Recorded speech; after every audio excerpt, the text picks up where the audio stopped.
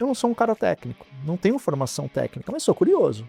Se você perguntar para mim o que eu faço nas minhas horas vagas, eu estou brincando com Claude, eu estou brincando com N8N, eu estou brincando com automações, eu estou criando agentes, eu estou brincando com isso. E eu fico feliz quando eu consigo fazer alguma coisa.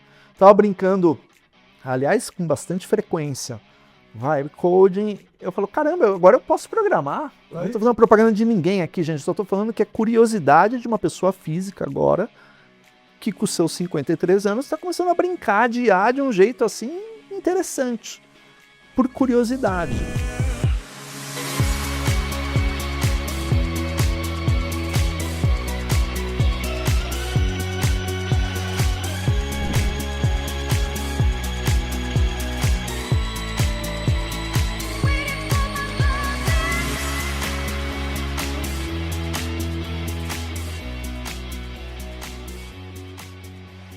Olá, sejam todos muito bem-vindos a mais um episódio do Histórias da TI. Como sempre, estamos aqui no Distrito Itaqui, inovação e tecnologia para os negócios, para as pessoas e para o planeta, que ocupa mais de 1 milhão de metros quadrados de Mata Atlântica, preservada a 30 minutos, 30 quilômetros da cidade de São Paulo. E aqui, no auditório do prédio que a gente carinhosamente chama de Celeiro, que eu tenho a honra de receber um amigo de mais de quase 30 anos, um pouco mais, por aí, 3 décadas. Eu o conheci quando ele era gerente de marketing da Informix. Aposto que muitos de vocês nunca ouviram falar na Informix. Foi comprada pela IBM já há muito tempo. Pai da Tess, que acompanhou os nossos IT Fóruns por muitos anos.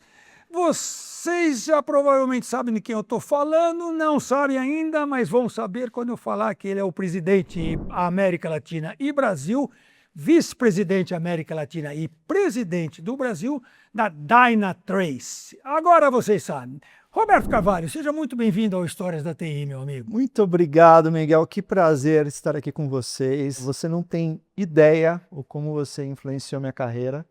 Eu tenho uma gratidão enorme. Acho que vou tentar contar um pouco dessa sua participação aqui na minha vida profissional, mas eu acho que você não tem ideia da dimensão e a importância que você teve nesse começo da minha carreira.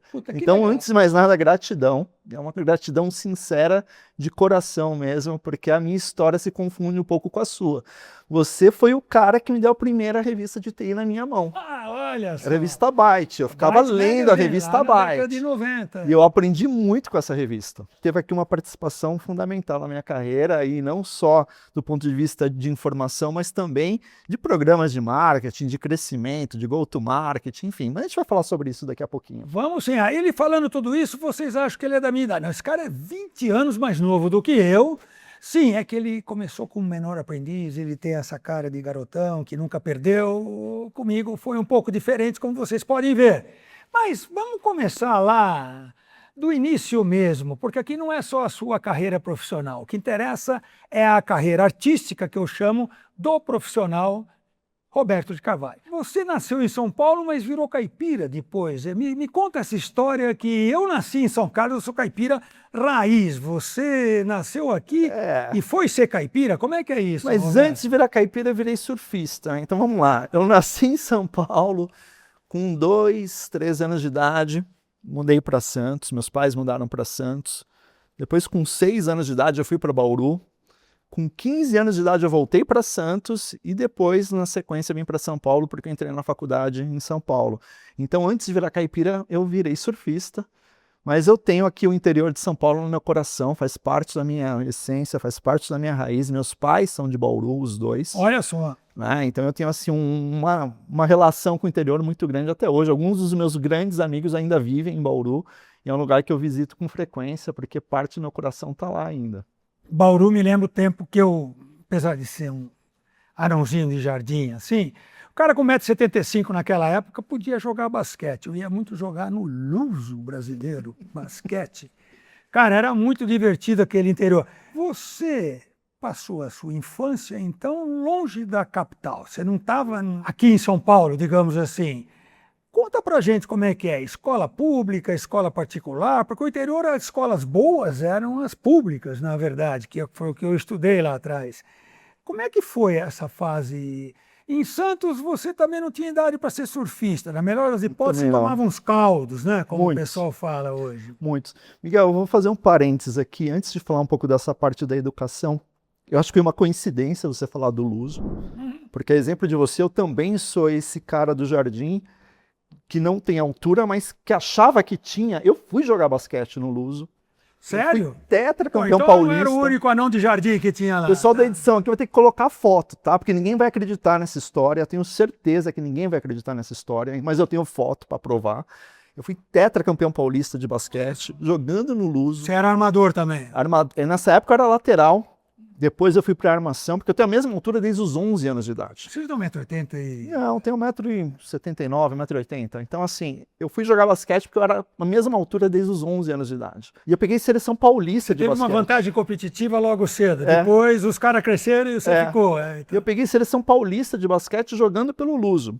Então eu tenho uma história de basquete de muitos anos. Cara, não vamos conversar sobre basquete. Ninguém vai acreditar, aqui. Mas a gente tem foto. Mas eu fui capitão da seleção paulista de basquete em 1970, era a seleção infanto-juvenil, que chamava na época. Ganhamos um campeonato brasileiro, cara. Joguei muito, cara. Aí os caras cresceram, eu parei e... Já tem que bater uma bolinha a qualquer hora, porque eu peguei seleção paulista infantil. Mas enfim... Voltando um pouco à sua pergunta, então, Miguel. Eu me orgulho muito da minha história no sentido de ter vindo de baixo, né? Eu tive a típica família brasileira, classe média, pai funcionário público, minha mãe dona de casa. Eu acho que são as duas grandes referências dos valores que eu tenho até hoje, embora eles não estejam mais aqui conosco, eu tenho referências dele todos os dias da minha vida. Alguma coisa que acontece, alguma coisa que eu lembro, alguma referência, sempre tem meu pai e minha mãe com algum ensinamento dessa época. Então eu fui morar primeiro em Santos, estudando no colégio do estado, depois em Bauru, continuei estudando no colégio do estado, até a 8ª série, naquela época ainda era 8ª série, colegial. Sem dúvida. Então a minha educação primária, básica, foi sempre no colégio público, no colégio do estado, que aliás eu tenho muito orgulho, porque eu acho que me preparou de um jeito muito bom. A mim também, pena que hoje estão deixando a desejar, mas... E aí, nessa infância em Bauru, foi quando eu tive a minha primeira experiência com o mundo da TI, né? Literalmente aos 11, 12 anos. E aqui vai... No colégio, lá em Bauru? Não foi no colégio. Na verdade, meu pai chegou um belo dia em casa, meu pai trabalhava em São Paulo, ele saía todo domingo à noite, pegava o ônibus, ia para São Paulo. Ele era fiscal do estado, né, do estado de São Paulo, fiscal da Receita. Um FTN, como eles chamam. Exatamente, né? Um agente fiscal do Tesouro Nacional, mas ele era do estado. Do estado de São Paulo. Então ele saía domingo à noite, ele vinha para São Paulo, ficava a semana inteira, na sexta-noite ele regressava para Bauru. 300 quilômetros. Ele fez isso a vida inteira dele, né? Ou quando morava em Bauru, quando morava em Santos, enfim. Então, uma dessas viagens, ele chega em casa com... Ninguém vai conhecer isso, talvez você lembre, né? Um CP300. Você lembra disso? Isso é moderno. Um CP300, eu estou falando isso de 1982, talvez, 83... Para quem não conhece aí das gerações mais novas, estava começando. A Prológica. Né? O pessoal começou nos Estados Unidos em 81, no Brasil em 83. É um pouquinho antes do PC. Está falando de 83, um computador da Prológica, nessa época reserva de mercado, né? Não existia computadores importados. E meu pai chegou com esse trem lá em casa, eu e meus irmãos, a gente olhou, era o caçula dos homens, né? Meu irmão de 15, ele olhou e falou, o que é isso? Um computador. Eu falei, tá, mas... Eu não sei o que é, eu comprei porque falaram que isso é o futuro. E aí, enfim, aquela curiosidade de adolescente, principalmente do meu irmão mais velho, né, que já tinha seus 14, 15 anos, começou a brincar com isso. E eu curioso sempre perto. Mas o teu pai operava, trabalhava, usava? Não, meu pai comprou e falou, jogou na mão do meu irmão e falou assim, divirtam-se, ouvi dizer que isso é o futuro e que vocês têm que aprender isso. Eu tinha visão. Mas meu pai não tinha a menor ideia do que era, né? Ele deu a visão apenas e se virem. E a gente começou a brincar com isso, meu irmão curioso demais, é um pouco mais velho que eu, 13 anos mais velho, enfim. Fuçando, cutucando, conversando com amigos, com colega, ele descobriu que dava para ter um jogo ali, chamado Star Wars. É verdade. Gente, para vocês terem ideia o que era um jogo Star Wars, Imagino. era alfanumérico. Então era assim, era só caracteres, texto, que desenhava uma tela. Tinha o Pac-Man. Pac-Man é famoso. Pac-Man tinha um Atari ali, a gente pode falar disso, porque eu fiquei bom nesse negocinho aí também, né? Mas a importância do CP300 na minha vida foi porque, por curiosidade de estar sempre próximo do meu irmão, eu aprendi o básico de Basic para programar aquilo ali. Para vocês terem ideia o que era jogar o Star Wars, basicamente era você pegar um gravador, uma fita cassete, aquela fita. Porque esse computador não tinha memória, você tinha que carregar o programa, e aí você tinha que ajustar o volume, porque às vezes você tentava uma vez, aí você dava lá um comando de Basic muito básico, né, para dar um run, e era isso. E cada vez que você ia jogar, você tinha que fazer o mesmo procedimento. 2, 3, 4 vezes, porque às vezes falhava. Então esse foi meu primeiro contato com o computador, foi para brincar e jogar. E eu meio que decorei aqueles comandos, né, de como iniciar, como rodar, enfim. E eu fiquei meio que... Porque as escolas não tinham nada de tecnologia. Não tinha. Tá certo? Na minha época, estou falando de 20 anos antes, mas mesmo na sua... Não tinha, Miguel. Incipiente. Na verdade, eu morava em Bauru, no interior. Na verdade, sei lá, aquilo era uma sensação. Todos os meus amigos iam na minha casa para olhar aquilo, para brincar com aquilo, né? Então eu me achava o cara. Eu estava no centro do universo, porque eu era o dono da bola, que jogava no campinho lá perto de casa. Basquete ou futebol? Futebol. Ah, o futebol, tá. Então eu era obrigado a ser convidado para os joguinhos Eu de fui futebol. bom de basquete, de futebol nunca fui, né? E eu tinha esse computador. Então, assim, meus amigos, não existia computador em Bauru. Eu acho que era um dos primeiros CP300 em Bauru. Realmente foi uma coisa bastante pioneira. Aí depois veio o CP400. Já com um monitor colorido, enfim, aí já era outro status, outro patamar. Esse foi o meu primeiro contato com TI.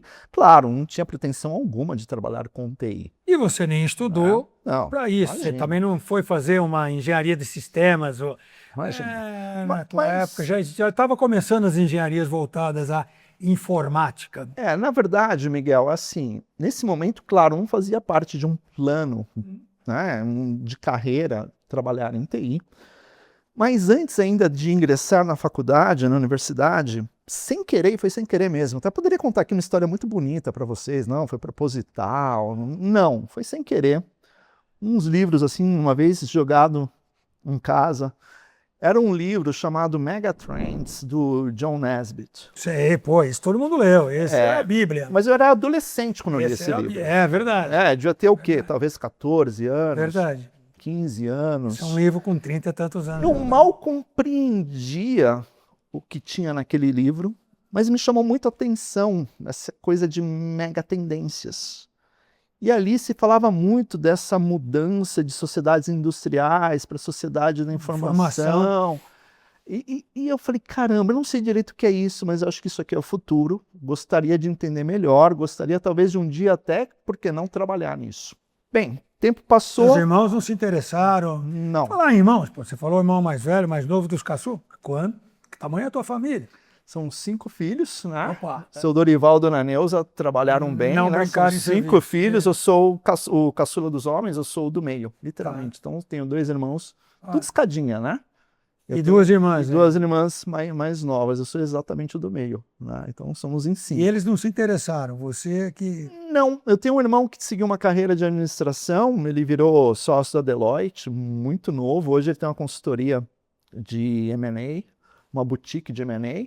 Outro irmão que virou médico, né? Minhas Cada irmãs um para um canto. foram para a área de hotelaria e turismo.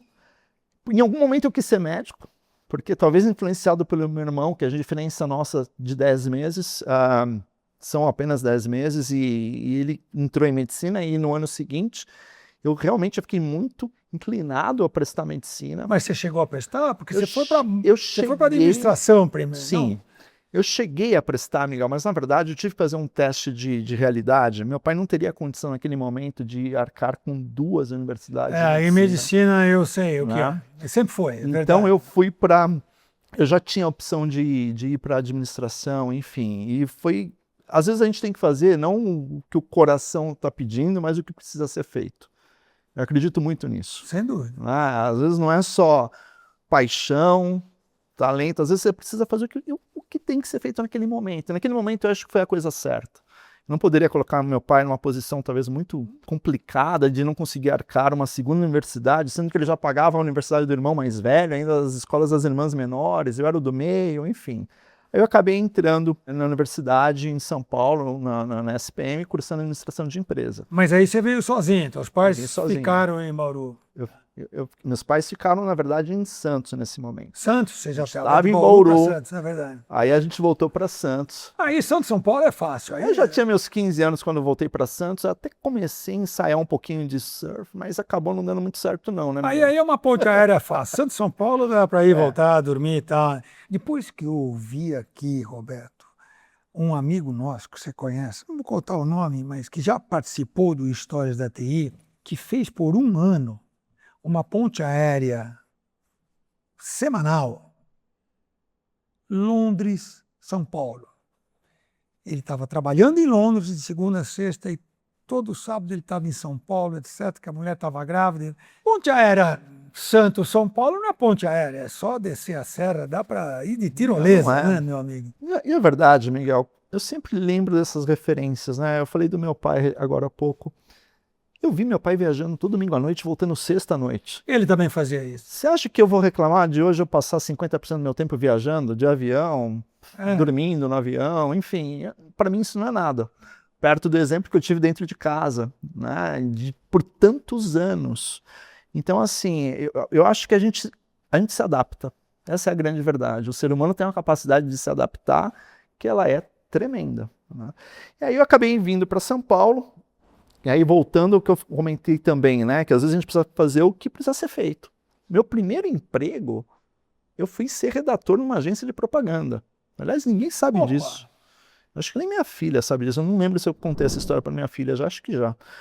Eu fui ser redator numa agência de propaganda porque eu escrevia muito bem. Eu sentia que eu tinha um talento de escrever. Sei. Né, e eu precisava trabalhar para pagar a faculdade. Não era porque você queria ser um Roberto do iLib, que é o grande redator da DPZ lá atrás. Ou um Ogilvy, né? Falar em agência de publicidade, que são os grandes copywriters, né? Não, eu precisava. Você fez porque precisava. Né? Tudo bem que tinha uma influência da universidade, né? Estava estudando na SPM, enfim, mas eu achava que eu escrevia bem. Eu falei, puxa, aqui talvez eu consiga um emprego rápido e consegui. Fui ser redator júnior numa agência de propaganda, enfim. Mas eu tinha esse olhar para o mundo da TI. Eu falava, caramba, como é que eu entro nesse mundo da TI? Eu gostava, eu era um cara curioso. Mas você não tinha feito programação, nem análise de sistemas, nem nada? Para não falar que eu não fiz nada de programação, nessa brincadeira do CP300, CP400, eu tive sim um certo contato com o Basic. Né? Eu brincava com tinha o raciocínio lógico, então. Tá bom. Alguns comandos, algumas brincadeirinhas ali, alguns programas muito, muito simples, porque a lógica ela era muito parecida de rodar o programinha ali, né? Enfim. Então isso foi meu primeiro contato, depois a influência do livro. Eu tinha uma curiosidade desse mundo da TI. E aí, de maneira assim, intencional, eu falei, caramba, se eu ficar trabalhando nessa agência de propaganda, eu acho que eu não vou me desenvolver. Eu preciso ir para Nessa época era o sonho de todo adolescente, trabalhar numa multinacional. Eu acho que o universo... década de 90. A gente está falando década de 90, começo dos anos 90. Né? E eu falei assim, eu pensava, puxa, eu preciso entrar numa multinacional. Um programa de estágio, um programa de trainee, alguma coisa nesse sentido. Pode ser na área de marketing, de preferência que sejam empresas relacionadas a tecnologia de alguma forma. E aí surgiu uma oportunidade de ingressar num programa desses na Dun & Bradstreet, que na época... Dun & Bradstreet, acho que a maioria dos 2 milhões de usuários que acessam as nossas plataformas todas do IT Fórum, ninguém vai lembrar disso, a não ser quem morou nos Estados Unidos, como eu há muito tempo atrás. D&B, Dun & Bradstreet. Era como se fosse a Serasa Experian no Brasil, só que no mundo inteiro. Você tinha que ter o D&B number para poder fazer o negócio. Exatamente. Era isso? Agora, por que Estava no Brasil? Eu nem sabia. Estava no Brasil. E na época foi interessante porque eles eram donos da Moody's. Então eu ingressava, por exemplo, dados no sistema para mandar e alimentar o sistema da Moody's lá fora. Olha só. Dados de economia do Brasil, dados financeiros. Que não vendia, aqui tinha a Serasa, tinha os bancos dominavam isso, então não tinha muito espaço para Dun & Bradstreet fazer aqui. Exato. Que fazia lá. Né? Na verdade, tinha uma parceria com a própria Serasa de prover o serviço internacional da Dun & Bradstreet. Entendi. com eles, mas a operação brasileira era muito mais no sentido de servir os grandes clientes internacionais que eles tinham nos outros países, né? Mas a entrada na Dun & Bradstreet me abriu um caminhão de oportunidades. Entender o que era uma Moody's, entender o que era uma Pilot Software, o que era um Gartner, porque a Dun & Bradstreet... Nossa, a Dun & Bradstreet era dona dessas empresas.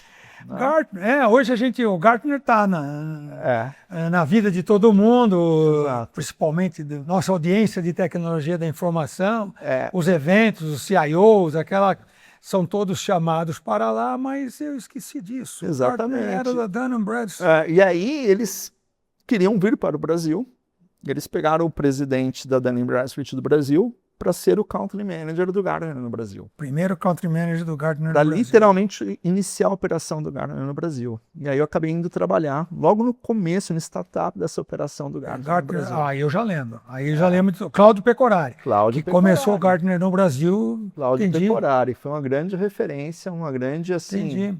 E aí você foi Gartner, então? Fui Gartner. Logo no porque início. eu falei Informex, mas isso é antes da Informex. Antes da Informex. Dun & Bradstreet, Gartner, depois Informex. Aí eu fiquei 2 anos, 1 ano e meio no Gartner, ajudando nesse processo de go-to-market, de startup da operação no Brasil. E depois eu fui convidado para ir para a Informex, onde eu virei lá o funcionário mais antigo dessa operação no Brasil. E aí eu peguei os anos dourados de banco de dados, né? A gente está falando... A Oracle já nadava, mas ainda não sozinha, né? A Oracle era número 1, market share. A Informex ela era número 2, mas tinha um prestígio na época. Relacional já, né? Aquela visionária. Coisa, aqueles quadrantes do Gartner. É verdade. Era a empresa mais visionária do mercado. Então, assim, incomodava a Oracle no sentido de ter um concorrente forte. Mas, para mim, esse processo de trabalhar numa empresa que a gente brinca estruturante, né? Porque banco de dados é estruturante para tudo. Se você entende banco de dados, você entende tudo. É a base. Né? O que é um ERP, o que é um CRM, o que é uma aplicação. Tudo sai da base. Tudo sai da base. E aí, aquela curiosidade ainda da adolescência, eu era um cara que escrevia SQL. E eu era um cara de marketing diferente, porque era um cara de marketing que escrevia SQL. Você era marketing porque eu ia lá te vender páginas na Byte, te vender IT fora, tudo aquilo. Exato. É verdade. Exato. Mas era um cara de marketing que escrevia SQL. E isso não era muito comum. Não, nem um pouco. Né? Um cara de comunicação, um cara de marketing, um cara de field marketing, mas o cara escreve SQL, entende de produto, fala bem do produto. E aí começou quase que uma brincadeira. Você era quase um system engineer misturado com marketing. Os vendedores, eles chegavam para mim e falavam assim, Roberto, vamos comigo no cliente? Eu falei, o quê? Fazer o quê? Fala bem do produto. Para falar de... E eu prefiro você do que os outros caras, são muito técnicos. O SE Exato. Até hoje, né? E eu falo assim, cara, mas nem sei se eu posso. Não, quem que é teu chefe? Vamos falar com o teu chefe. Libera aí. E eu comecei a visitar cliente, ainda de uma maneira quase que informal, porque não era meu papel. Até que em algum momento isso foi um pouco mais formalizado, eu cheguei a virar evangelista de produto na Informex. Né? E isso me deu, sim, talvez um mundo de novo de oportunidades, né? Visitando clientes, entendendo talvez uma perspectiva diferente.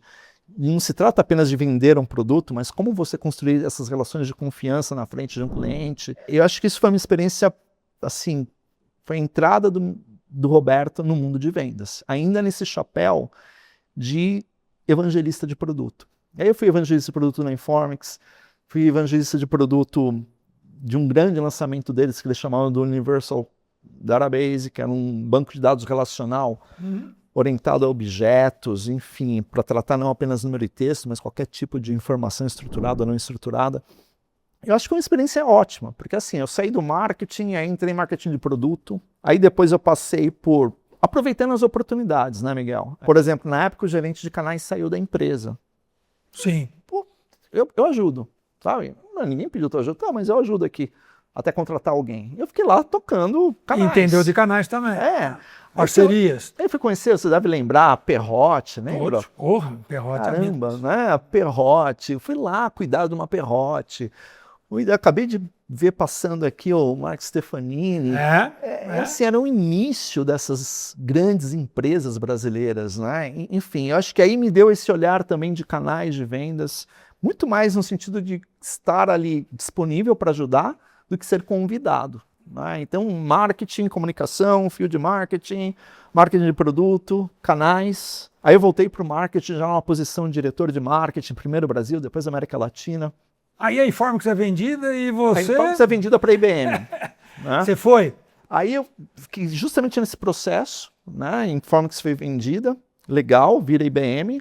Só que nesse mesmo período de alguns meses, eu acabei recebendo um convite para ajudar a montar a operação da Business Objects na América Latina. BO, nossa, Business Objects. Tenho muito contato porque os nossos escritórios IT Media na época, né, IT Fórum, foi no mesmo prédio, na Berrini, que a BO. Eles estavam no 6º andar, a gente estava no 17º andar.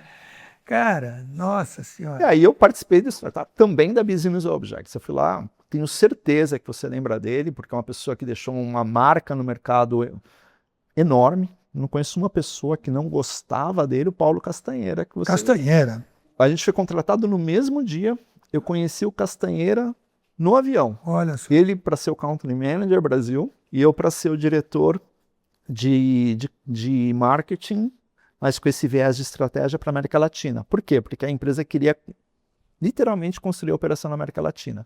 A gente foi contratado no mesmo dia. E a gente se conheceu no avião indo fazer treinamento nos Estados Unidos. Lá fora. Você é o prazer, né? E ali começou uma parceria, acho que muito bacana, foi uma parceria muito intensa. Em 2 anos, a gente conseguiu literalmente escalar essa operação. O Paulo, com todo o crédito por ter escalado no Brasil, e eu ajudando a construir essa operação. IBM, né? Sim, ele já tinha vindo de uma escola, não só de IBM, mas também de MC. É verdade. Acho que Tachi, se não me falha a memória. Depois ele regressou para a IBM. Isso. Né, depois desse período. E eu viajando a América Latina de um jeito adoidado, né? Porque a gente saiu abrindo operação da ABO em um dos principais países da América Latina. Então foram 2 anos de um crescimento muito exponencial. E o que mais, sei lá, para mim foi interessante, não foi apenas participar do startup, mas também de um tema que era muito novo, que para mim era adjacente, era quase que uma zona de conforto, que era o mundo de analytics. Verdade. Então eu que vim de uma base de databases, banco de dados, e a BO, basicamente, né? tinha MicroStrategy também. MicroStrategy também. Né? Tinha Hyperion depois, enfim. Mas eu que vinha de uma escola de banco de dados, e eu já falava de data warehousing, eu já falava de visualização de dados, eu já falava de OLAP, enfim. Trabalhar na BO, a formar claro, a sua base. Claro, e eu virei evangelista de produto na BO. Eu acho que por ser um cara de marketing, talvez tenha uma forma de comunicar um pouco diferente, mais executiva, não tão técnica, mas ao mesmo tempo entendendo o valor do lado técnico, ajudava nesse processo de ser um palestrante num evento. Aí eu viajava a América Latina inteira dando palestra de BO nos grandes eventos. Nós vamos explorar bastante essa parte de América Latina, mas até já era nascida nessa época ou ainda não? A TES era o projeto nessa já época. Não tinha. Então você estava sem criança em casa para poder viajar à vontade. É, a TES foi... Naquela época não era vídeo, né? Era viagem mesmo. Era viagem né? mesmo. Tinha que estar fisicamente. Né? Nessa época eu estava casado já, né? E a TES já era um projeto. Tá. Tipo, vamos ter filho, vamos, mas com essa vida como? Não dá. Falei, não, realmente, eu te entendo. Se a gente está planejando isso, vamos fazer direito. Eu vou sair da Business Objects. E foi até uma surpresa na época, porque a gente realmente estava num momento muito rico de mercado, abrindo escritórios na região, enfim, eu literalmente pedi demissão por causa desse projeto pessoal de virar pai. Acho que era um momento importante de família, de apostar nisso.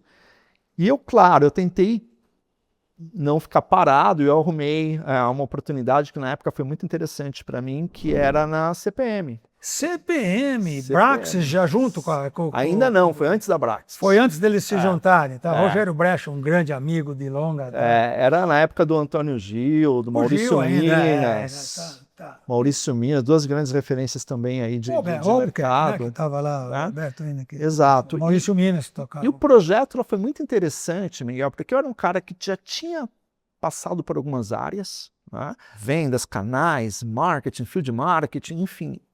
Mas lá era um papel muito diferente de uma empresa de tecnologia clássica, né? Empresa americana, que no fundo são grandes escritórios de vendas no Brasil. Lá era uma empresa com milhares de funcionários. Tudo, não, feito aqui. Feito aqui. O Albuquerque começou a empresa aqui. Exato.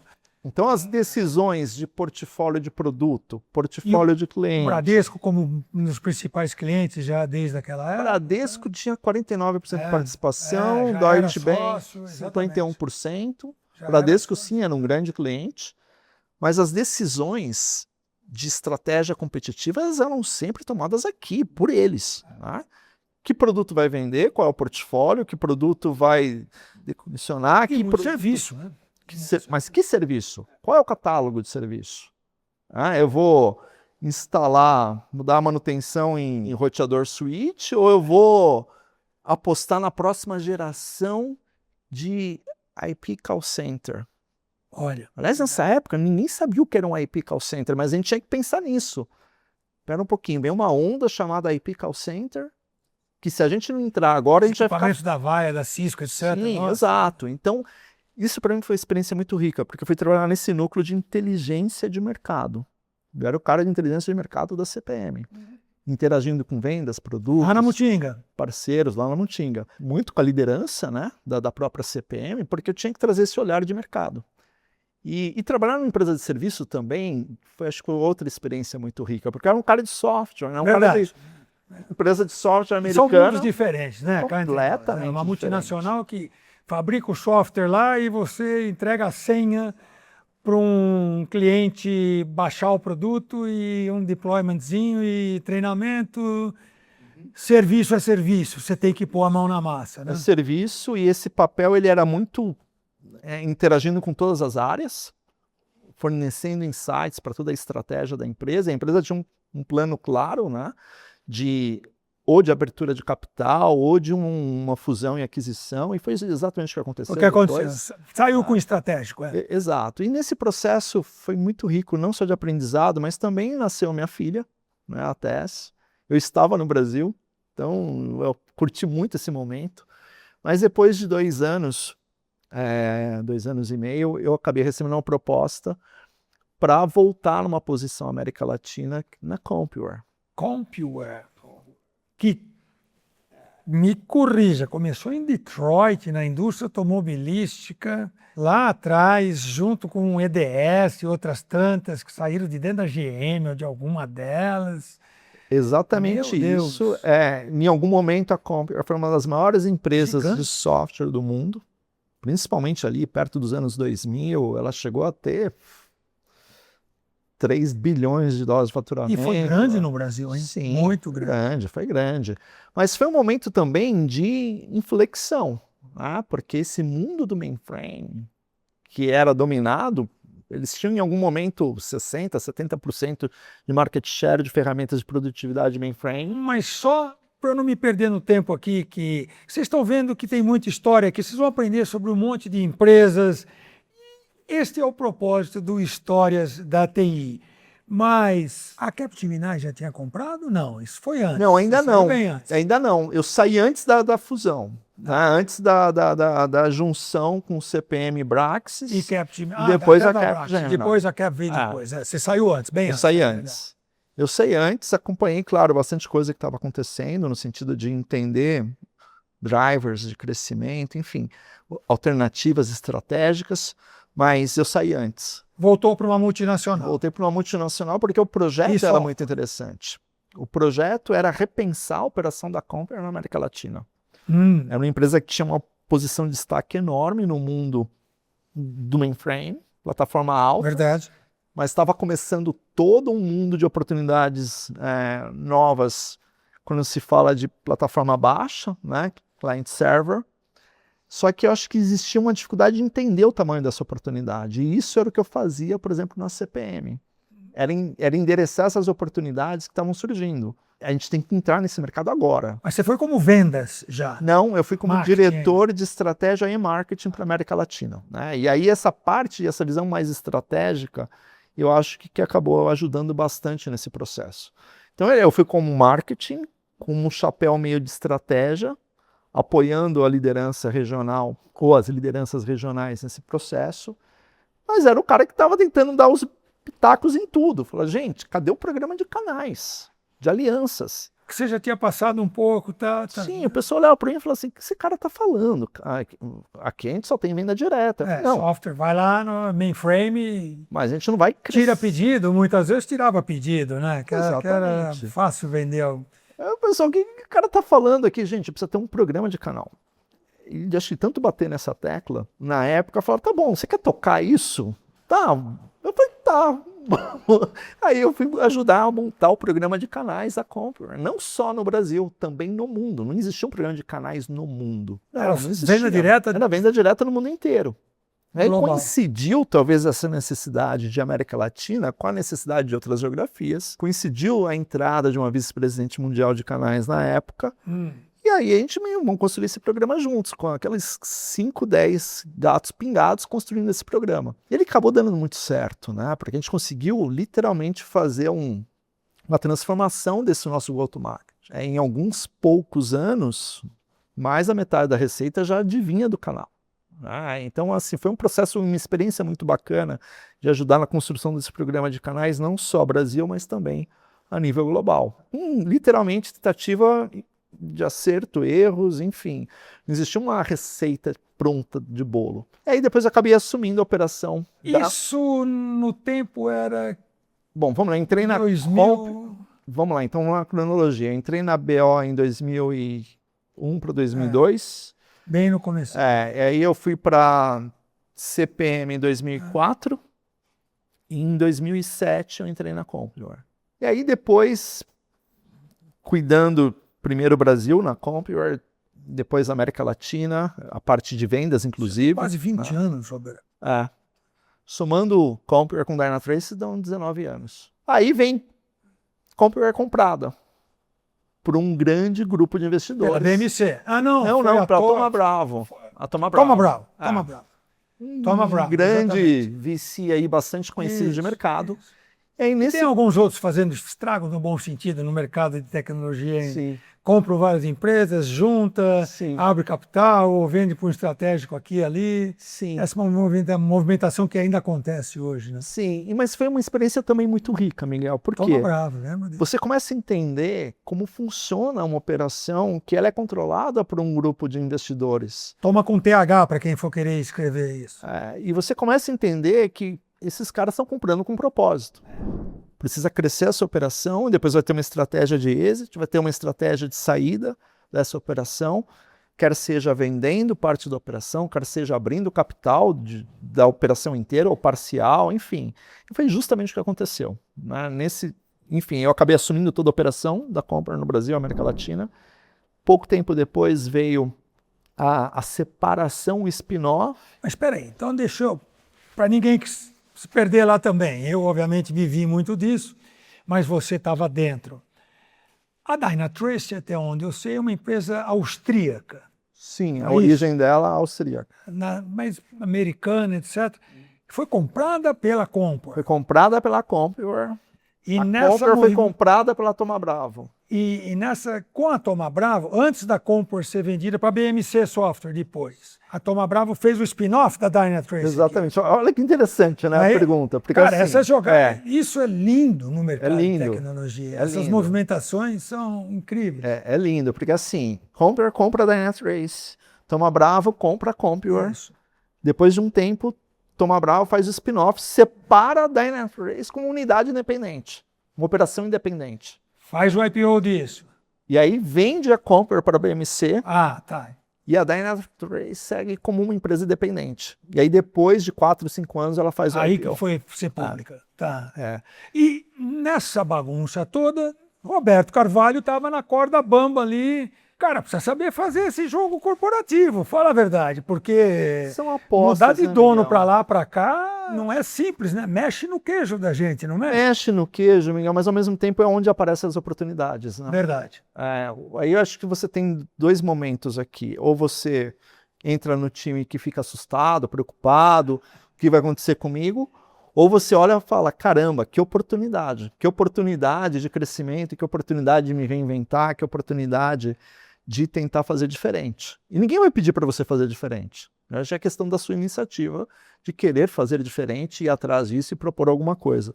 E foi justamente o que aconteceu. Eu acabei tendo a possibilidade na época de ter permanecido na Compare, mas eu preferi ir para a Dynatrace, apostar nesse projeto de um possível IPO no futuro próximo. Foi uma aposta, ninguém me prometeu isso. Falou, tem aqui uma oportunidade, você topa? Eu falei, top, vamos crescer essa região? Vamos. Foi exatamente o que aconteceu. Então, assim, a gente construiu essa operação, que hoje era uma operação madura. Acho que quando a gente fala do mercado de observabilidade, a gente tem uma posição de liderança nesse mercado muito sólida. Deixa eu te interromper mais uma vez, meu amigo.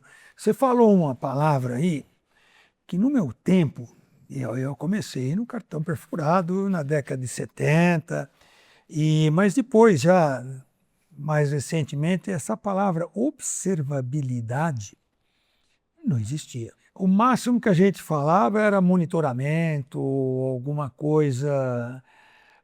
Você não quer aproveitar e discorrer um pouco mais sobre... Porque você é de marketing, certo? Que você fez administração, mas fez pós em marketing. Não, você fez o marketing inteiro, né? Na verdade, palavra feia para o marketing. Feia, né? Difícil, né? Observabilidade. Cara, não dá, né? Aliás, o marketing gosta de atrapalhar a minha vida, né? Isso parece, deixa eu aproveitar e fazer uma piada aqui. No meu tempo, jogador de futebol era Pelé, Didi, Pepe, etc., né? Eu sou santista. Você que era corintiano, Yuri Alberto é nome de jogador de futebol? É estranho, né, Miguel? Né? Observabilidade? Explica um pouco, vai. Se fosse só observabilidade, mas assim, lá no começo eu tinha que explicar o que era banco de dados, objeto relacional, aí depois me deram um nome para explicar que era Data Warehousing, depois veio Data Lake, Big Data, Data Lake, enfim. Ninguém me facilita nada também, né? Mas tudo bem. Tecnologia craque nessa. Mas observabilidade, de um jeito muito simples, é a capacidade de observar o negócio, os sistemas, em tempo real, com as informações geradas pelos próprios sistemas. A gente está falando de, para quem é aí do mundo mais técnico, né? De traces, logs, né, eventos, enfim. Você ter rastreabilidade de tudo que está acontecendo. É como se fosse uma tomografia computadorizada da TI em tempo real. Saber o que foi para onde, causa, efeito e... Com inteligência artificial nesse processo. Nós vamos chegar lá. Inteligência artificial é mais recente. Você não nasceu, né? Você é novinho, mas você nasceu bem antes da inteligência artificial.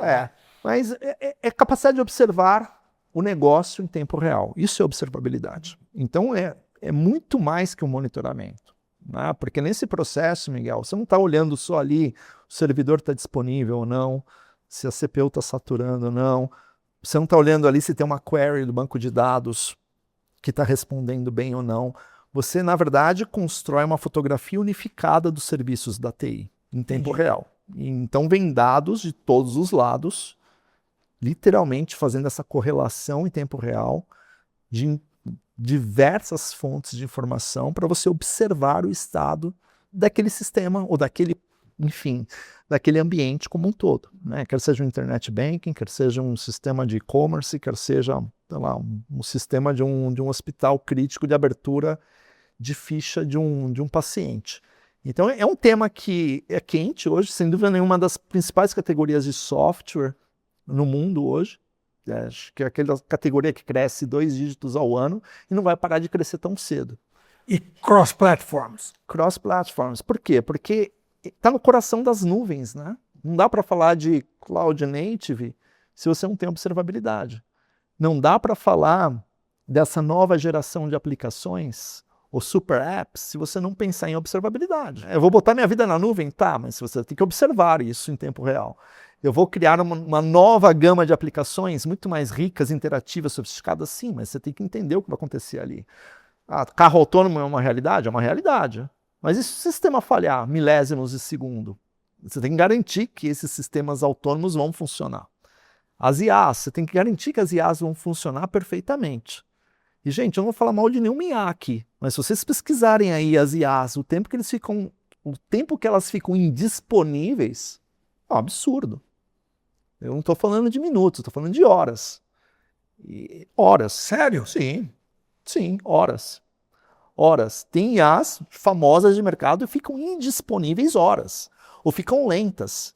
Então você tem que entender isso em tempo real para tomar ações corretivas, de forma autônoma também. Né? A gente está falando aqui de operações autônomas cada vez mais. E aí a observabilidade está no centro desse universo todo, É uma categoria interessante aqui que não vai parar de crescer. Ainda bem que não existia essa observabilidade, tem que falar devagar para não travar a língua aqui.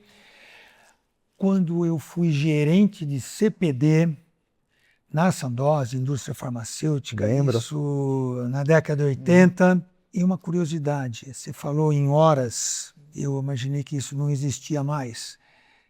Porque você sabe, a gente, obviamente, o CPD naquela época era aqui onde eu já contei essa história para alguns, já me viram falando isso, conversando com outros amigos aqui no Histórias da TI, onde é o consulado americano aqui em São Paulo hoje, e ali era onde aquele prédio foi construído pela Sandoz, indústria farmacêutica suíça centenária. Aquele vidro onde você vai fazer entrevista ali, já foi ali embaixo, uma vez você entra ali, é obrigado a deixar até as calças ali fora e tal. Sabe quem instalou aqueles vidros ali? Nós, a Sandoz, para proteger o mainframe da IBM que estava lá dentro.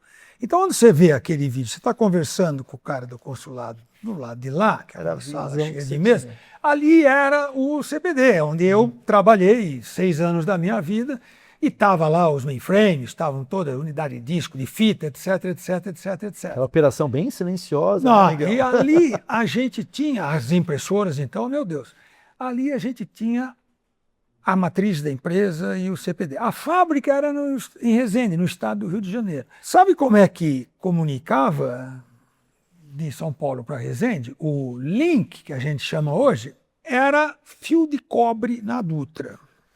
Par trançado que tinha tal. Sabe quem fornecia isso, que o link daquela época, o nome era Transdata. Transdata. Dado, né? Só a Embratel.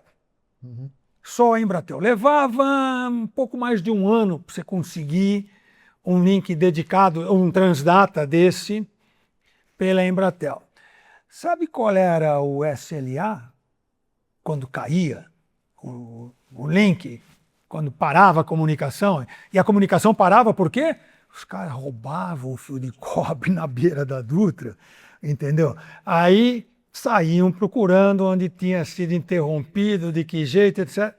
Era de 2 dias o SLA. A gente ficava 2 dias fora do ar. Tudo bem. Era aceitável. Vivemos. Agora, você está falando que já tem isso tudo de downtime, vamos chamar assim? Tem. É mesmo? Tem. Eu estava pesquisando isso outro dia, porque algumas informações são públicas, né? Por exemplo, o tempo de parada de uma Anthropic, ou de um Cloud, de um OpenAI, realmente são brutais. Né? E você que faz observabilidade real-time, online real-time? A gente fica se questionando, né? Caramba, não deveria acontecer isso. Não deveria. Se existisse uma maturidade... Novo, você vai arrumar, tá bom. Vai. Mas a gente vê, não deveria. Vai chegar o link para substituir o Transdata. Vai chegar. Você falou enfim, do seu link de comunicação. Eu lembro na época que eu estava nadando em Bradstreet, a gente tinha uma janela de 2 horas para poder mandar correio eletrônico. Verdade. Então essa janela abria, você tinha ali, era tela fósforo verde, você tinha que escrever a mensagem e rezar para conseguir mandar naquele horário. E aí fechava a janela só no dia seguinte. Né? Eu lembro do meu primeiro e-mail, Miguel, que ninguém tinha. Meu primeiro e-mail era da Câmara Americana. Eles fizeram esse serviço há muito tempo. American Chamber, lembra? E aí eu fiz por conta própria, risco, né? Peguei lá o meu cartãozinho, coloquei lá, roberto.carvalho, @anchan.com. Meus amigos pegavam meu cartão e falavam, cara, isso é o tal do e-mail? Como é que funciona isso? Né? E eu ficava todo orgulhoso, né? Eu tenho um e-mail. Né? Eu conto essas histórias para minha filha, ela dá risada. Mas vamos voltar na IA, cara. A IA vai ajudar ou atrapalhar? Eu acho que a IA ajuda, Miguel. Ajuda também se você tiver uma atitude de querer que ela ajude. Eu não sou técnico. Melhor. Eu não sou técnico. Não, também não estou perguntando do lado técnico, estou perguntando do lado do negócio. Mas eu vou falar como pessoa física agora, tá? Eu não sou um cara técnico, não tenho formação técnica, mas sou curioso.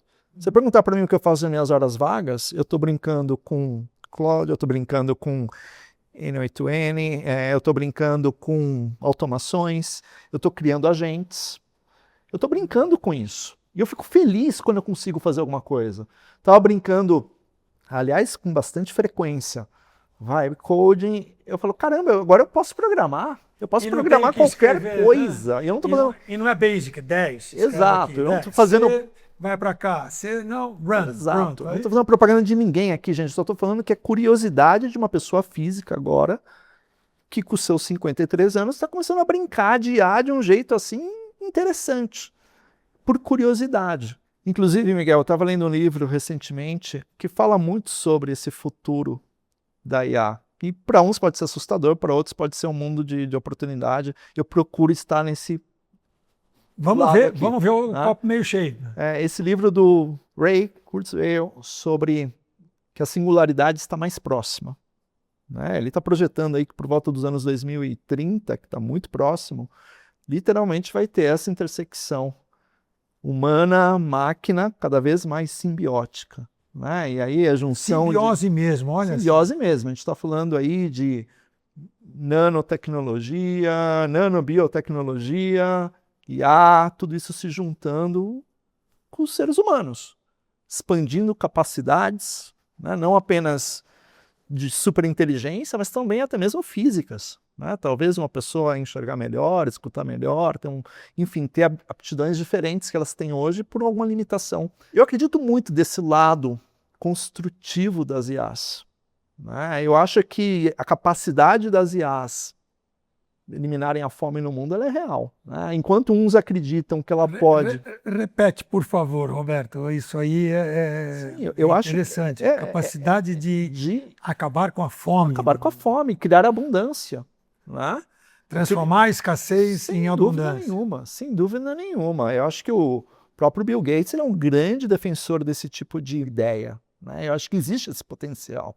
Claro que existe um lado talvez ainda preocupante de talvez, será que vai eliminar, sei lá, trabalhos, posições?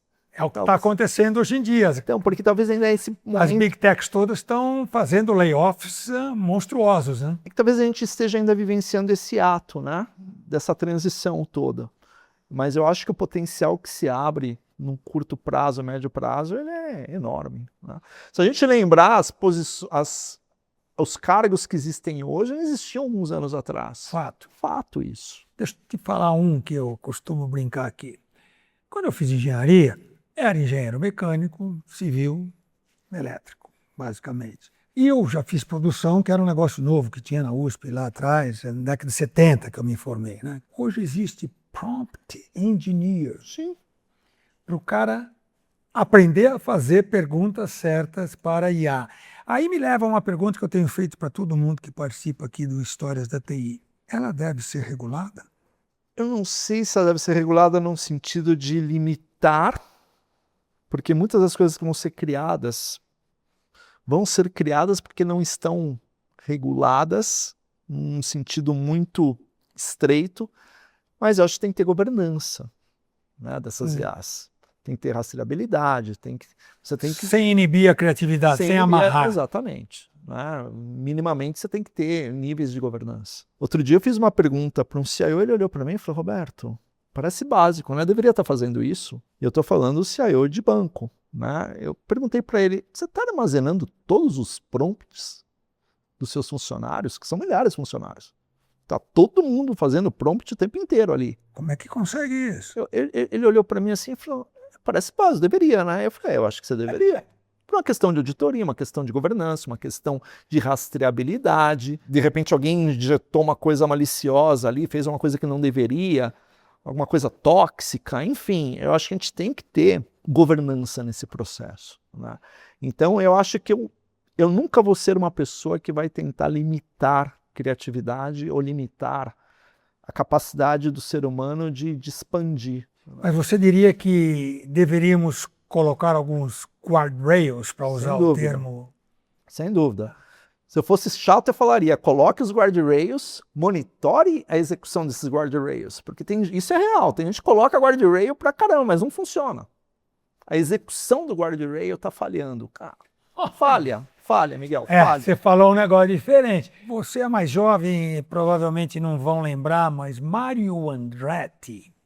Mario Andretti, essa pronúncia claro. em inglês, piloto opa, de Fórmula Indy, cujo filho Michael Andretti também, ele é lá do tempo do Emerson Fittipaldi, quando o Emerson saiu da Fórmula 1, foi para a Fórmula Indy, dizia que se você entra na curva e não derrapa um pouco, não chega perto do muro, que a Indy é muro, né? Não tem área de escape que nem Fórmula 1, bate nos pneus, não, se você não dá uma derrapada e escapa um pouco e chega bem perto do muro, você poderia ter entrado mais rápido. Você não acelerou o suficiente. Verdade. Entendeu? Só que se também não tiver, ou se você acelerar demais, você vai se arrebentar no muro. Ou se não tiver os guardrails, pode sair totalmente fora de controle. Então, você vê uma regulação dessa forma? Sim, eu acho que ela vai ser importante,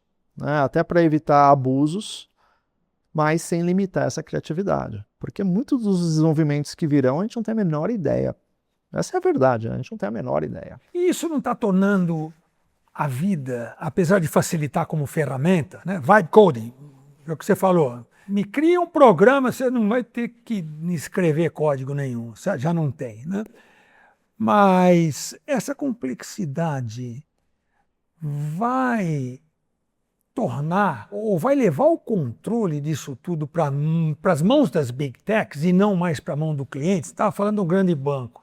Esse banco vai ter o controle das coisas ou vai estar tudo na mão das Big Techs que geraram e criaram esses softwares todos? Eu acho que é uma discussão longa, né, Miguel?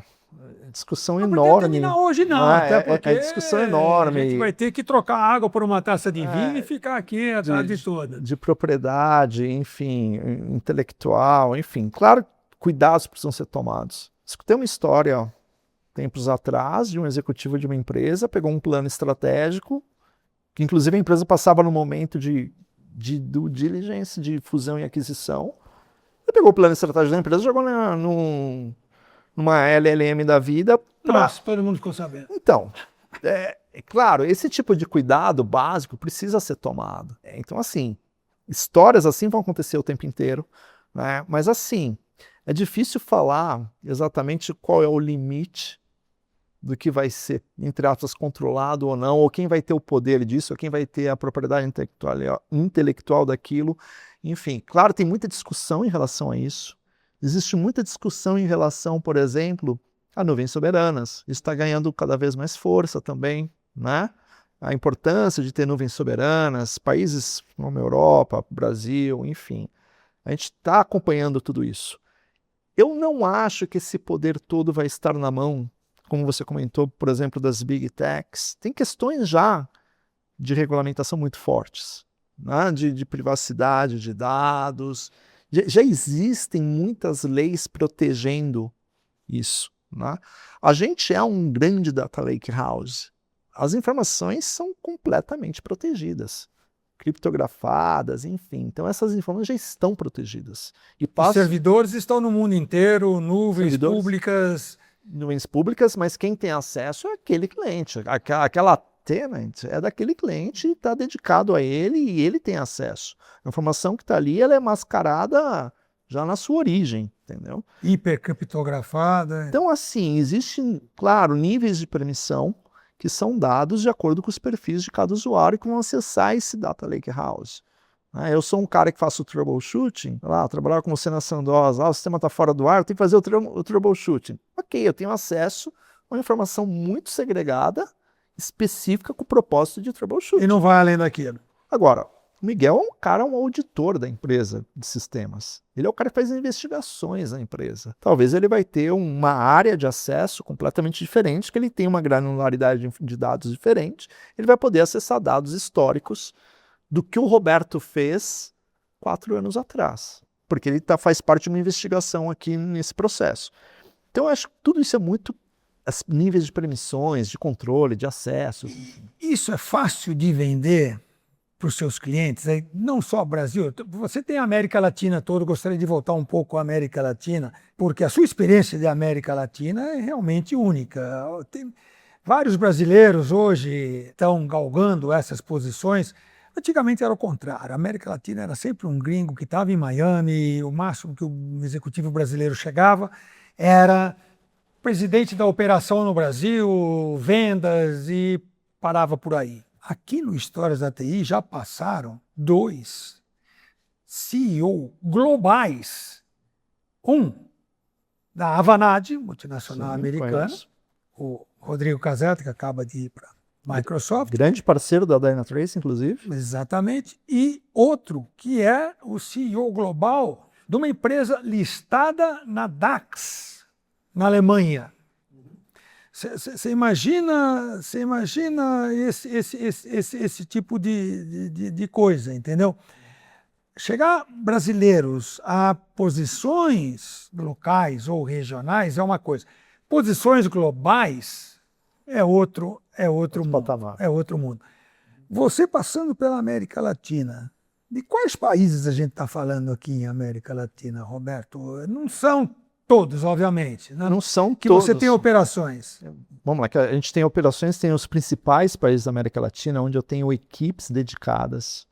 Eu tenho realmente entidade da Dynatrace. Então a gente tem Brasil, Argentina, Chile, Peru, Colômbia, Panamá, México. Mas hoje nós temos uma base instalada, Miguel, acredite ou não, em 28 países. A gente tem operações em 28 países. Parabéns. Eu tenho cliente em Honduras, Belize. Eu tenho clientes realmente em países... Na Venezuela. Venezuela, até por ser uma empresa americana, tá... a gente não pode transacionar. Hoje não, mas... Mas a gente tem uma operação realmente diversificada, através aí de uma estratégia de canais abrangente, que a gente consegue permear a América Latina de um jeito bastante Mas no sólido. México? No México, eu tenho uma equipe grande no México. Aliás, eu estava lá 15 dias atrás. Então, vamos lá. Eu tenho experiências no México. A gente fez um Interfor na América Latina por 3 anos, em 2015, 17 e 18. A gente fazia o evento em Miami, igual o Interfor, que você conhece, e é nosso parceiro desde já. Mais uma vez, obrigado por essa parceria que vem de anos. Em Miami, mas para CIOs das gigantes da América Latina e hispânica, sem brasileiro. Brasileiro tem o Interfor que a gente faz aqui, 2, na verdade, Trancoso, né, em abril, maio, dependendo do feriado que dá a maior ponte, e em agosto, na Praia do Forte, no Iberestá. Você conhece os 2, obviamente, e a gente teve, nesses 3 anos que eu te passei, ainda antes da pandemia, em Miami, levando argentinos, chilenos, colombianos, né, e mexicanos. E eu ia, como sempre fiz, visitar esses CIOs para convidá-los para participar do evento, entender as suas necessidades, que é o nosso espírito aqui, de criar comunidades. Não mandava só um convite por e-mail ou algo assim, né? Você tem que ir entender realmente, que daí o cara percebe que você tem uma real preocupação sobre as necessidades dele. Não era simples fazer isso no México, Roberto. Eu tenho histórias das comidas mexicanas. Você já participou de várias comidas. Comida é almoço, certo? Que eles chamam de comida. Que começa às 2 horas da tarde, porque o café termina às 11, meio-dia, entendeu? E ela vai até umas 7 da noite, mais ou menos, com todo tipo de bebidas alcoólicas, inclusive aquela típica de mexicano, tequila, etc. E sem aquela comida não sai negócio. É isso? Que curiosidade você pode contar para nós sobre experiências latino-americanas? Caramba, Miguel. Divertidas, vai. Eu vou contar uma divertida, então, vai. Muitos anos atrás, nem era da Dynatrace. Eu não vou falar qual era o nome da empresa, mas... Não. Conta o milagre, mas não conta o nome do santo. Essa foi divertida. Eu era ainda inexperiente com essa história de protocolos, de como me comportar literalmente numa situação dessa. E era gafes, né? Exato. E numa dessas comidas, que era para celebrar uma assinatura de um contrato. Nessa época não era, gente, plataforma eletrônica de assinatura, não. Era papel, olhando no olho. Muito papel. E aí me convença que eu tenho que assinar esse contrato aqui, porque eu tenho a sua proposta, o seu contrato, eu tenho mais de 2, 3 aqui, e por que eu vou assinar esse contrato aqui? A expectativa era sempre de uma comida dessa, no México especificamente, de celebrar um contrato desse. Eu não lembro, nessa época, de assinar grandes contratos em escritório. Era sempre Não, numa sempre comida. na comida. Né? No restaurante, Bom, sei lá onde. numa destas comidas, eu estava com um grande executivo global, um vice-presidente mundial da empresa, me acompanhando, porque era um projeto muito importante, era um projeto enorme, de milhões de dólares. A gente estava nessa comida formal e o CIO da empresa, ele pega e fala, bom, a gente está aqui, acho que a gente está aqui nas discussões finais para a gente ver se a gente assina esse contrato, obrigado. Para ver se assina. Para ver se assina, claro, ainda tinha... Mas não está fechado. Ainda tinha ali, não, cena ali, ainda tinha ali uma situação de uma possível negociação, de uma redução de custo, enfim. E ele vira e fala, bom, vamos começar aqui fazer um brinde. Eu estava com esse meu colega. Com vinho, com tequila? Com tequila. Tequila, né? Estamos no México. Na rodada eram 3 clientes, né? 3 pessoas, CIO, CFO, enfim, eu e esse colega. Esse colega tinha, obviamente, uma patente grande na empresa. E ele também não era mexicano? Também não era mexicano. Americano. E ele pede as tequilas pra gente, todo mundo pega a tequila. Ele literalmente fala assim, o meu colega fala, obrigado, eu não tomo tequila. Ai. Aí o CIO, ele pega e fala assim...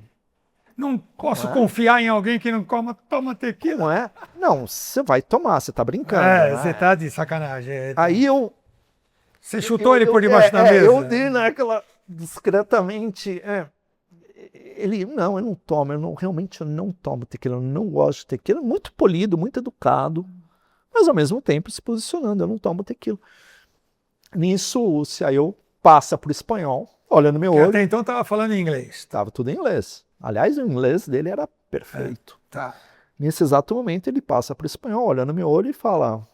Mira. Cabrão. Cabrão, temos um problema. Temos um problema. Temos um problema gravíssimo. É melhor você pedir para o seu amigo tomar tomar esta tequila. Eu estou pedindo um favor. Por favor, Roberto, traduza. Traduzir. Aí você falou português pro cara. E ele falou assim... Em inglês.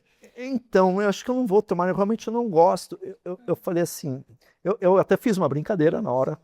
Eu falei assim, eu tomo a dele, eu tomo 2. Aí ele sorriu de um jeito muito elegante, aliás, eu lembro do sorriso dele até hoje, né? De um jeito muito elegante, muito discreto. Ele falou, fiquem tranquilos. Você não vai tomar 2, Roberto. Aliás, vocês dois, vocês não vão tomar 2, vocês vão tomar algumas mais. E a hora que eu achar que é suficiente, a gente assina o contrato. Eu prometo que eu vou assinar o contrato. Vocês fizeram um trabalho excelente. Eu vou assinar o contrato hoje, mas só no momento que eu achar que eu devo assinar esse contrato. But drink the fucking tequila, right? Antes a gente vai celebrar um pouco mais. E sim, vieram algumas rodadas de tequila. Né? E eu e esse meu colega bravamente, né? Vamos lembrar do tamanho do contrato, né? E com muita elegância a gente tomou essas tequilas e depois a gente assinou o contrato e foi uma história engraçada. Né? Porque você teve, eu acho, privilegiado, e o brasileiro tem esse jogo de cintura, né? De conseguir passar por várias culturas, de se adaptar e não simplesmente achar que a nossa tem que se sobrepor, coisa que muitas vezes o americano faz, ou outras culturas, né, de que não existe América Latina, um país. América Latina são 28 países, como você falou, que você está... Quer dizer, e cada um deles tem os seus usos e costumes. É lindo isso. É lindo. Né? E é uma experiência que, para mim, Miguel, assim, é uma grande fonte de prazer. Talvez aquela mesma vontade que eu tinha mais de 20 anos de estudar as particularidades de cada país, como é que está a economia de cada lugar agora, como que são os hábitos, como que são as melhores formas de fazer negócio, que estratégia de canal funciona num lugar, por que não funciona no outro? Por que uma grande aliança com uma Global Tech da vida funciona super bem no Brasil e não funciona no México ou vice-versa? Verdade. Então você entender essas particularidades, essas dinâmicas de mercado, essas estruturas de mercado, para mim, continua sendo o mesmo processo de aprendizado contínuo e dinâmico que acontecia há mais de 20 anos. Então, assim, isso não mudou para mim. Eu comentei que eu estava no México 2 semanas atrás. Quando eu vou visitar um cliente no México, e eu visito vários, ou em qualquer outro país, eu me preparo. Eu entendo a estratégia corporativa, eu entendo a estratégia de transformação digital deles, como isso está alinhado com o negócio, expectativa. É o mínimo, é o básico que eu tenho que fazer. Isso, para mim, continua sendo essa fonte de prazer de conhecer não só macroeconomia de cada região, mas também entrar um pouco no mundo das empresas. O que está acontecendo num grande banco de varejo no México que pode ser equiparável, comparável com um grande banco de varejo no Brasil? E às vezes muita gente me pergunta, né? Fala, Roberto, o Brasil é o país mais maduro da geografia? Depende. Gente, eu sei que a gente está aqui, eu sempre vou ser um cara muito fanista. Essa era uma pergunta que eu ia te fazer.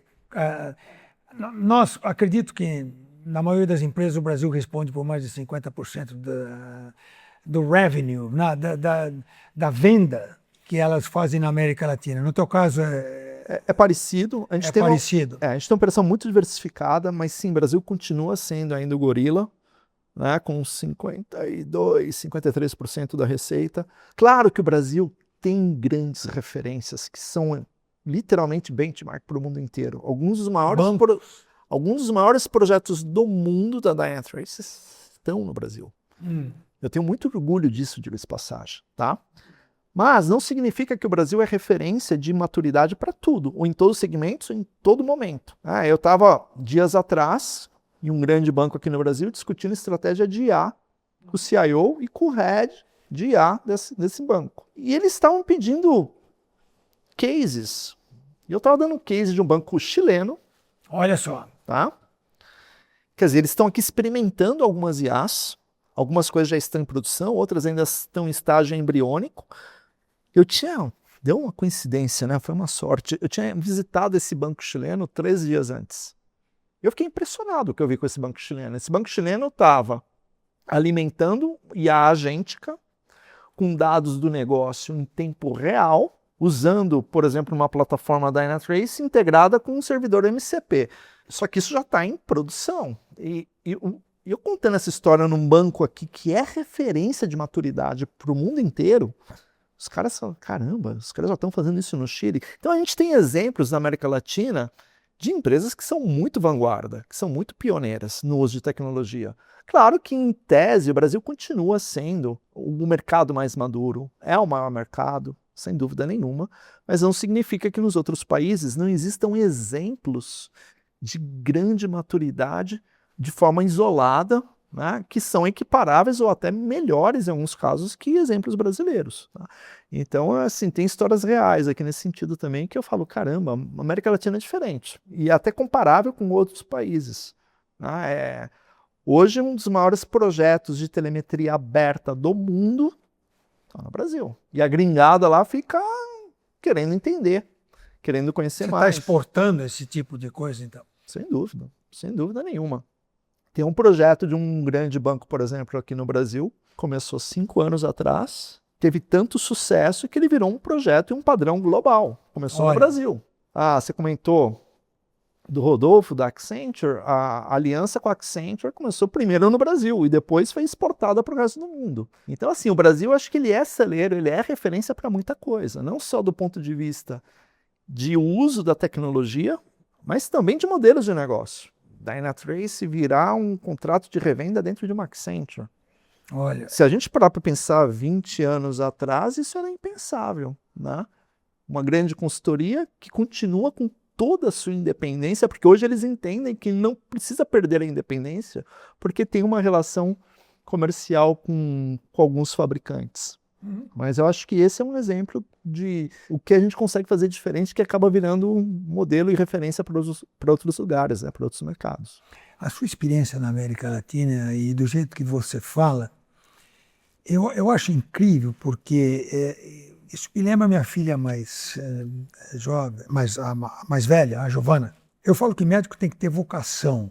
Ela tinha isso desde o início, com 12, 13 anos de idade, via vídeos de cirurgias, etc, etc. Eu acho que o que você está me falando aqui, né, é uma questão de vocação, para gostar de gente, para gostar de conhecer novas culturas, lidar com essas diferenças todas. Porque no fim do dia, muitos amigos que eu tenho que tinham o Brasil e passam para a América Latina porque é uma forma de galgar, né, degraus na carreira dentro de uma corporação. Mas no fim do dia, se você for ver, vai dar mais trabalho, muito mais. Em termos de dinheiro, de repente você bate a meta no Brasil, você está bem, você ganha o seu bônus, né? Para quem é de venda sabe muito bem o que eu estou falando, e de repente um país da América Latina te joga o resultado para baixo. Então a sua meta, que envolve 28, 30 países, acaba sendo difícil de bater por causa de, sei lá, um país pequeno que... Então, não é só pelo dinheiro, né, Roberto? Eu acho que até o dinheiro é até Mas a menor parte. menor parte disso tudo, né? Nesse ponto, desses liderados todos que você tem em vários países, o que você aprendeu, que você trouxe para casa, para TES, por exemplo, ou vice-versa? O que você aprende no relacionamento com a tua filha, apesar que ela está no exterior agora, está mais difícil. Hoje não, né? Que com as tecnologias que a gente tem, conseguimos estar perto dos nossos filhos, mesmo eles estando longe da gente. Que você tenha levado da vida familiar para esse mar enorme, para essa quantidade enorme de culturas que você tem contato praticamente todo dia. Caramba, Miguel, que pergunta. Eu acho que a primeira referência que eu trago da minha infância mesmo. Assim, meu pai ele era um cara muito austero, muito sério, muito íntegro. Então eu acho que eu tenho esse lado da integridade, da seriedade, da palavra que veio do meu pai. A minha mãe era aquela típica dona de casa que trabalhava o dia inteiro, ainda arrumava tempo para fazer trabalho voluntário na creche, cozinhar na creche, mas que ela era aquela mãezona de todo mundo, que é um lado de acolhimento muito grande. Eu acho que esse lado eu trouxe da minha mãe. Talvez esse lado mais social, participativo, de gostar de pessoas, eu acho que sem dúvida nenhuma veio da minha mãe, né? De gostar de fazer isso. Se você perguntar para mim, pô, Roberto, então você está dizendo que a tua escuta ativa veio da sua mãe? Sem dúvida. Minha mãe era aquela que gostava de sentar junto com os amigos e escutar histórias dos amigos. E assim, contar histórias. Meu pai também fazia muito isso. Eu acho que foi aí um pouco o começo de tudo. Né? Eu acho que para você se dar bem com pessoas, você tem que escutar as pessoas. Escuta ativa, você falou algo fundamental para todos os jovens. Não é só a eloquência no falar, né? E enquanto os outros estão falando, você está só pensando na próxima frase que você vai dizer e esquece de ouvir. Sucesso com o cliente, se você não tiver realmente uma escuta ativa com o teu cliente, você não vai resolver o problema dele. Sem dúvida. E isso é uma escolha diária, né? Esse é um processo que você entende que é importante. Eu acho que a escuta ativa é uma coisa que eu venho melhorando e continuo melhorando. Eu ainda estou longe de onde eu gostaria de chegar. Eu ainda acho que eu tenho gaps aqui visíveis. Mas quando eu olho para trás, eu fico feliz com esse progresso. E aí eu fico pensando, caramba, talento, paixão, como que essas coisas caminham juntas, né? A gente deve seguir só o talento ou só a paixão? Eu acho que as duas coisas. Se eu fosse escolher, Miguel, primeiro o talento. Né? Então assim, eu falei, caramba, eu acho que eu tenho um pouco de talento para me comunicar de forma mais clara. Isso aqui eu acho que pode ser visto como uma vantagem de aprender muito rápido as coisas, mesmo não sendo técnico. Eu escolhi lá a SQL quando era moleque, sem ser técnico, enfim. Isso aqui pode ser considerado um pouco de talento, ok. Né? Capacidade de aprender rápido, autodidata, ok. E a paixão, onde fica? A paixão ela pode ser construída. O talento eu acho que é mais difícil. A paixão eu acho que ela é mais construída. No sentido de você, cada progresso seu, você olhar para trás e falar, puxa, que bom, teve um progresso aqui. E você acho que vai ganhando gosto pela coisa. Você vai ganhando, talvez, mais amor por aquilo, e você vai cultivando isso, e você vai comemorando cada conquista. Eu acho que você vai se empolgando com isso. Então, assim, outro dia eu tive essa conversa com um colega, né? Eu escolho isso, eu escolho aquilo. Eu falo, caramba, eu escolheria o talento. O talento é uma coisa mais imediata. Se você acertar o pé aqui, você já vai começar a ter resultado. A paixão você vai construir ao longo do tempo. Né? Eu acho que é um processo mais longo, né, de cultivar isso. Isso é algo que eu pergunto para todo mundo que passa aqui pelo Histórias da TI, porque quem fala bastante nisso, você já ouviu falar do Scott Galloway, né, da New York University. Ele sempre brinca que quando alguém fala para você, follow your passion, entendeu? É aquele cara que já está bilionário, que já ganhou dinheiro de outras formas e tal. Mas para vocês aí, Roberto de Carvalho acabou de descrever bem claramente diferenças entre talento e paixão. E o talento dá uma vantagem competitiva. Sem dúvida. Que isso, eu acho que todos os jovens, que me perguntavam o que você indica para esses jovens executivos que estão aí, querendo chegar a uma posição gerencial, chegar a uma posição de C-level dentro da empresa, ou América Latina, etc., etc., fica aqui esse conselho. Agora, Roberto de Carvalho já está na América Latina cuidando de todos esses países, etc. Qual o próximo passo, meu amigo? Puxa, próximo passo, Miguel. Assim, CEO global da Dynatrace? não, eu não penso assim nesses grandes saltos. Eu penso muito como a gente melhora o que nós temos hoje. O tempo inteiro conversando com a equipe, procurando feedback construtivo, fazendo perguntas que me dê maior retorno, entender como que a gente melhora o que nós temos hoje. Se hoje a gente tem uma operação que ela é considerada ok, interessante, para mim o próximo passo sempre vai ser onde eu estou hoje, melhorando o que eu tenho hoje. Eu não fico pensando muito nesses grandes passos macro. Mas cá entre nós, eu mencionei aqui Rodrigo Caserta, CEO global da Avanade, e Marco Santos, CEO global da GFT Technologies na Alemanha. Posições que o alemão quer, que o americano quer. Não é aquela posição simplesmente de country manager de um país que, não, essa deixa um local usar. De repente acontece, você tem ambição para isso? Eu sou o mesmo cara, Miguel, que abraçou a oportunidade de morar em cidades diferentes quando era criança. Ou você vai trazer como uma oportunidade? Se aparecer, sempre, você abraça. Claro, sempre viria como oportunidade, sem dúvida nenhuma. Mas não é aquilo que se não acontecer, você vai ficar frustrado? Não, porque acho que isso tudo faria parte de um processo natural, né, de decisão, de momento, de carreira, de oportunidade, enfim. Claro que hoje eu tenho talvez uma maturidade diferente que eu não tivesse, que não tinha há muitos anos atrás. Talvez hoje eu consiga ter uma perspectiva diferente, de olhar uma oportunidade dessa com outros olhos. Eu tenho uma filha que hoje já é formada, praticamente está no último ano da universidade, enfim. Eu não tenho algumas travas que eu teria muitos anos atrás. Eu dei o exemplo que eu mudei de emprego porque eu queria ser pai naquele ano. Hoje, claro que eu não tenho mais esse tipo de preocupação. No curto prazo. Mas eu acho que eu ainda, embora tenha uma carreira aí bastante longa, principalmente quando se fala de América Latina, eu acho que ainda tem muita coisa para fazer. Não só pela Dynatrace, mas pelo mercado. Se você perguntasse, Roberto, mas o que você acha que você fez de legal? Eu acho que eu fui o primeiro cara a falar de muita coisa na América Latina.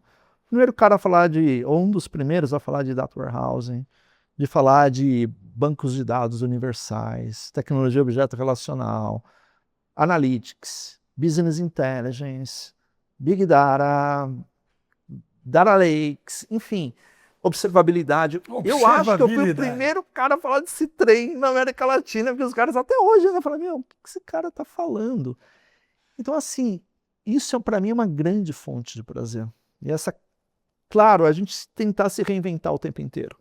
Eu comentei com você há pouco que eu fico brincando nas horas vagas e já virou um hobby. Todo mundo fala de gente, tá, deixa eu entender o que é isso. Vocês que são mais jovens aí, vocês têm que brincar com isso. Mas eu não vou trabalhar com isso, tudo bem, mas aprenda, entenda. Entenda o conceito, entenda. Eu estou buscando isso muito mais não só por diversão, porque eu aplico isso no trabalho. Para eu ter uma conversa de valor com o CIO, para ter uma conversa de valor com líderes de IA. Eu preciso entender o que é um mundo de IA agêntica, onde as IAs conversam com outras IAs. Senão eu viro um analfabeto numa conversa dessa com o CIO. Então, assim, eu acho que isso me inspira demais a seguir esse caminho e transformar onde eu estou hoje num lugar cada vez melhor. Ter esse propósito. Fora da tecnologia, algum sonho, já sei, voltar a jogar basquete pelo Luso com o Barbosa de técnico. Lembra do Barbosa de técnico? Então, Nossa. Hein? E aí eu vou voltar a jogar também, de repente, como você tem uns 5 centímetros a mais que eu, você joga de pivô, eu jogo de armador, tá bom? Você falou do Barbosa, tem uma história engraçada, não vou falar o nome dela, mas eu tava num treino, o time de Bauru, o Luso, ele era campeão do estado, né? Era campeão paulista. O feminino dele lá era maravilhoso. Infantil. A gente fez um jogo treino com a seleção brasileira adulta. Olha. E aí eu tô falando da época da Hortência, da Paula, enfim, a gente fez um jogo treino contra eles. E embora nós fôssemos mais jovens, meninos, a gente ganhava, até pelo tamanho, estatura, porte físico. Mas o Barbosa era o técnico. E o Barbosa não aliviava, não. E eu tomei uma cotovelada de uma dessas ticas na cara, assim, de meu nariz ficar sangrando no meio do jogo treino, né? E a gente ali aliviando, né? Vamos jogar... Elas são meninas. Vou bater, né? São meninas, meu. Plá, o nariz quebrado no meio do treino, mas enfim. Lembro do Barbosa, claro que eu lembro do Barbosa. Mas fora da TI, algum grande projeto? Empreender? Vamos lá, projeto que eu tenho assim de curtíssimo prazo, escrever um livro. Esse projeto está bem encaminhado no sentido de estrutura. Já plantou uma árvore? Muitas, Miguel. Então, plantou árvore, já teve um filho, Miguel, escreveu o livro, não é isso? Acredita nisso, mas era o cara que ia arrumar a cerca do sítio. Plantar árvores, muitas, entendeu? E você teve só uma, então. Mas enfim. Mas eu tenho o projeto desse livro. É um livro, eu posso falar o tema sem entrar em detalhes, porque ainda está ainda no segredo do Estado. Projeto aí. Mas é um livro sobre observabilidade, claro que é um assunto que eu tenho mergulhado já há bastante tempo, muitos anos, com muitas histórias, e talvez com uma visão clara para onde está caminhando tudo isso. Né? A observabilidade acho que está abrindo a porta para esse mercado também se reinventar com IA, de um jeito bastante interessante. Mas eu não sou um cara assim de grandes projetos de longo prazo. Eu estou mais preocupado com a minha próxima viagem, com a minha filha, por exemplo, daqui a 3 meses, 6 meses. Esse tipo de planejamento, sim. Né? Mas eu acho que, do ponto de vista de empreendedorismo, algumas iniciativas aí nos últimos anos, que não tem nada a ver com TI, né? Ligadas a pousada, café e coisas nesse nível, sim, mas nada muito que eu queira seguir nessa linha. Né? Por hora eu quero apenas deixar uma referência positiva para minha filha, que eu acho que é o que é o mais importante. Qual o legado, indo para o fim da nossa conversa aqui, que já tem algumas horas que a gente está batendo um papo aqui, meu amigo. Qual o legado para a TES, cara? O legado para a TES, eu acho que talvez seja uma referência de caráter. Né? É uma referência de caráter que ela não precise negociar os valores dela para ela achar o espaço dela no mundo. Eu acho que essa grande referência, o legado que eu gostaria de deixar para minha filha, que ela consiga o espaço dela no mundo sem negociar os valores dela. Você tem negociáveis, você, Roberto? Eu não negocio valores, Miguel. Alguns valores são inegociáveis, né? Quando a gente fala de integridade, quando a gente fala de honra, de palavra, propósito, eu acho que são coisas que você pode, claro, conversar, expor, dialogar, mas não dá para ser... Você não pode negociar integridade, por exemplo. Você não negocia isso. Você não pode negociar uma palavra sua. Ou você tem palavra ou você não tem palavra. Né? Então, acho que nesse tipo de conversa com a minha filha, a gente fica horas. E, filhota, se você estiver assistindo aí qualquer hora, beijão. A gente conversa muito sobre isso, sobre carreira. Um exemplo de valor que eu acho que eu passei para ela e eu fico muito emocionado aconteceu recentemente. Ela estava indo para o último ano da faculdade, aquela pressão de arrumar... fora do país. Está fora. Hoje ela está na USC, está em Los Angeles. Ela toda preocupada, pai, eu preciso arrumar estágio, e ela correndo atrás de estágio. E manda, faz application, e faz isso, faz entrevista, e parece que as coisas não estão acontecendo. E de repente tudo acontece. Recebeu vários convites. E aí ela escolheu, hoje ela está para começar agora um estágio no Santander, lá na Matriz, na Espanha. Na Espanha? Na Espanha, lá na Matriz Global, na parte de Corporate Banking. Em Santander, não, em Madrid, né? Em Madrid. Ela toda feliz, porque é o primeiro emprego dela que ela conseguiu. Claro que nesse processo ganhou alguns nãos, alguns sims. E eu acho que esse é o valor que é um grande aprendizado. A vida é assim. Você vai cair, vai levantar, vai cair, vai levantar. Eu acho que essa capacidade de de ser resiliente, de aguentar, às vezes, um não e não desanimar, e no dia seguinte de novo, e de novo, e de novo. Acho que a sua história é pautada por isso também, né, Miguel? Sem dúvida. Eu acho que esse tipo de legado que eu acho que eu mais me orgulho de estar deixando para minha filha. Porque ela vê o pai dela nesse sentido o tempo inteiro. Ela vê que não é só festa, ela não vê que é só alegria. Ela vê lá, acordando todo dia, às 5h30 da manhã, entendeu? Indo trabalhar todos os dias, chegando tarde, horários às vezes de lazer, ainda tem que dedicar a estudo, ainda tem que dedicar a... Enfim, é um processo contínuo de aprendizagem, enfim. Eu acho que é isso, é que ela realmente consiga espaço dela no mundo sem negociar os valores dela. Muito bom. Meu amigo, para encerrar essa nossa conversa, como você gostaria de ser lembrado? Caramba, Miguel. Vamos lá, do ponto de vista profissional, alguém que passou por algumas empresas e saiu desses lugares deixando um pouco melhor do que estava quando entrou. Eu acho que se eu conseguir fazer isso, eu deixei um legado importante. Às vezes a gente pensa em tantas coisas, talvez grandiosas, mas às vezes o básico também já é um fruto de muita satisfação, muito orgulho. Eu acho que se eu sair um dia da Dynatrace, olhar para trás e falar, caramba, eu peguei de um jeito e saí de outro, assim, eu me orgulho muito do que eu faço, por exemplo, na Dynatrace, mas também eu me orgulho muito do que eu fiz nas outras empresas, porque acho que a gente deixa nossas marcas positivas, né? Já no âmbito pessoal, familiar, eu acho que um cara que deu segurança para a família, deu direção e estava presente. Porque no fundo eu acho que é isso que a gente leva, né, Miguel? Presente, é isso, uma palavra importante. A gente, não importa, minha filha está em outro país, mas eu falo com ela todos os dias. A gente tem uma relação assim linda, que emociona. Então eu me sinto presente na vida da minha filha. Da mesma forma que ela está muito presente na minha vida. Então eu acho que é isso. Se eu for lembrado dessa maneira, pelos meus familiares no futuro, eu acho que eu vou estar muito feliz, eu vou estar muito bem mesmo. Muito legal. Né? Roberto de Carvalho, meu amigo de 30 anos, muitíssimo obrigado por ter aceito o nosso convite e participado aqui do Histórias da TI. Prazer enorme, uma honra realmente tê-lo aqui comigo. Valeu mesmo. Cara, obrigado. Muitíssimo obrigado. É para ficar emocionado estar com esse cara aqui, porque ele impulsionou minha carreira de um jeito assim...